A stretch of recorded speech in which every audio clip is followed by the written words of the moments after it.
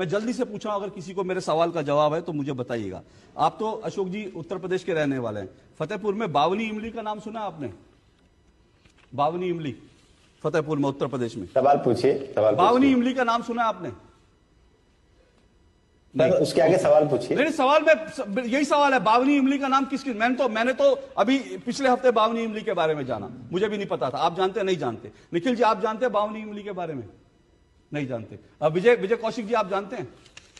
नहीं जानते। नहीं, मैंने नहीं। अब सुनिएगा, ये जो खड़गे जी दिन रात जो छाती ठोकते हैं ना, आजादी हमने दिलवाई, बावनी इमली जो है इस देश में नहीं जानते लोग, क्योंकि बच्चों को पढ़ाया नहीं गया बावनी इमली क्या है। कांग्रेस का जब तक जिस सबकी आवाज बंद कर दीजिए, आवाज बंद कर दीजिए, आवाज बंद करिए, आवाज बंद कीजिए, मुझे अपनी बात कहने दीजिए। यही इस देश में हो रहा है। इस देश में जब किसी और स्वतंत्रता सेनानी की बात करो तो निखिल जैन जैसे लोग और कांग्रेस के जो लोग हैं वो इसी तरह से चिल्लाते हैं, क्योंकि उनको लगता है कि खानदान ने ही आजादी दिलवाई, एक खानदान ने, एक पार्टी ने दिलवाई। अब मैं आपको बताता हूं बावनी इमली क्या है। आपको मालूम है एक साथ 52 लोगों को 28 अप्रैल 1858, जिस वक्त कांग्रेस का जन्म भी नहीं हुआ था, अंग्रेजों ने एक साथ 52 लोगों को एक पेड़ पर लटकाकर मार दिया था।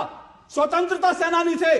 पूरे स्वतंत्रता संग्राम के इतिहास में, कांग्रेस के पूरे स्वतंत्रता संग्राम के इतिहास में कांग्रेस के 52 लोग फांसी पे नहीं चढ़े, लेकिन एक दिन 52 लोग फांसी पे चढ़े थे। और इतिहास की किताबों में और इस देश को यह बताया भी नहीं जाता कि एक दिन अंग्रेजों ने 52 क्रांतिकारियों को फांसी के तख्ते पे झुला दिया था और 1 महीने तक उनके शव लटके रहे थे। उनके शव को किसी को हाथ लगाने की इजाजत नहीं थी। इस देश में बावनी इमली के बारे में आप नहीं जानते, लेकिन आप नेहरू जी के नाम पर, इंदिरा जी के नाम पर, राजीव के नाम पर, इन सब के दर्शन के नाम पर दुनिया भर की चीजें। मैं इसलिए कह रहा हूं, ये जो भारत के स्वतंत्रता सेनानियों के साथ ये जो घोर अपराध हुआ है, गांधी नेहरू परिवार ने जो अपराध किया है, उसके कारण आज वो दावा नहीं कर सकते कि हम अम्बेडकर के बड़े भक्त हैं।